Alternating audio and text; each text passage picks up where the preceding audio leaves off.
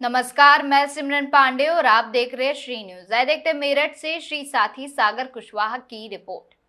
मेरठ के मेडिकल थाना क्षेत्र में एक किशोरी ने तीसरी मंजिल से छलांग लगाकर खुद को गंभीर रूप से घायल कर लिया। परिजनों का आरोप है कि मवाना निवासी जुनैद ने शादी का झांसा देकर किशोरी को प्रेम संबंध में फंसाया था। परिवार दोनों पक्षों के बीच बातचीत कर मामला सुलझाना चाहता था, लेकिन आरोपी पक्ष पंचायत में नहीं पहुंचा।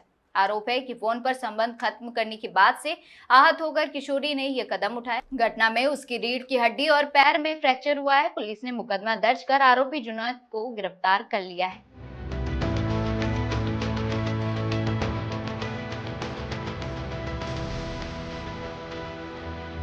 आज दिनांक 31/5/2026 को थाना मेडिकल की डायल 112 द्वारा सूचना प्राप्त हुई कि एक युवती द्वारा अपने पति तीसरी मंजिल से कूद गई है तथा गंभीर रूप से घायल हो गई है।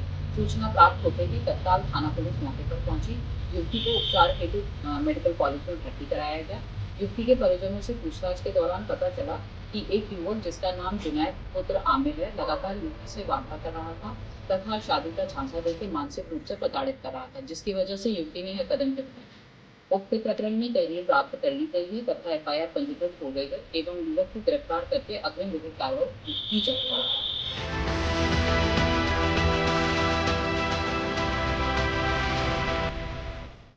सूचना मिली है आपकी बेटी के साथ जो हादसा हुआ छत से गिरने का, जी वो कैसे हुआ हादसा, क्या वजह रही है उसकी? सर, एक लड़के ने उसे भगा रखा था, अपने प्यार के जाल में फांस रखा था। तो मुझे कुछ पता लगा उसका। लड़का कहाँ का है? लड़का है मवाना भैंसा रोड पे। मैंने लड़की से पूछा, उससे पूछताछ करा। जुवेद नाम है उसका। आप कहाँ रहते हैं? हम रहते हैं यहाँ पे भागलती कॉलोनी। और वहाँ कैसे संपर्क हुआ?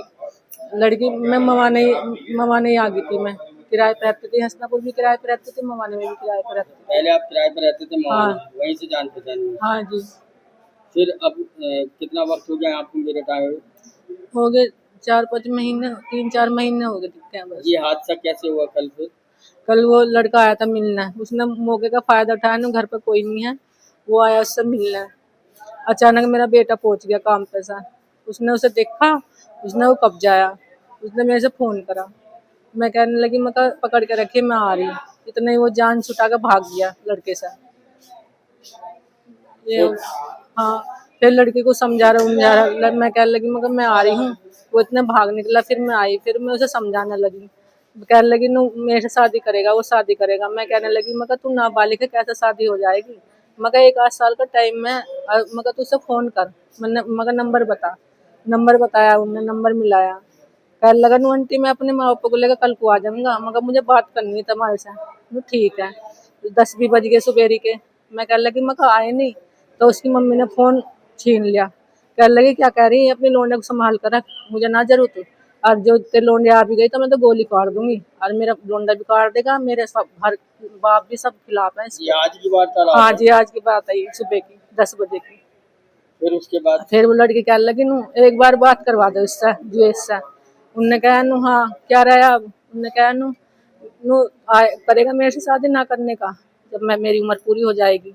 वो कह लगा ना मैं तेरे पास फोन करने का आज के बाद जिंदगी में भी, और ना मुझे भूल जा तू। तो लड़की ने इतना सुनते ही मैंने सोचा, मगर टॉयलेट करने गई दूसरे कमरे में, रेलिंग पे तो कूद गई एकदम 4थी मंजिल से।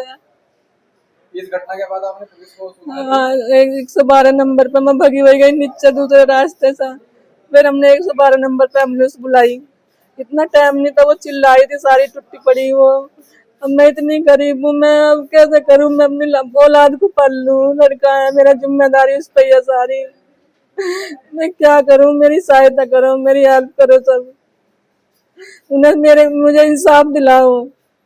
उसका पूरा परिवार है मेरी लड़की का इस हालत का जिम्मेदार। ठीक।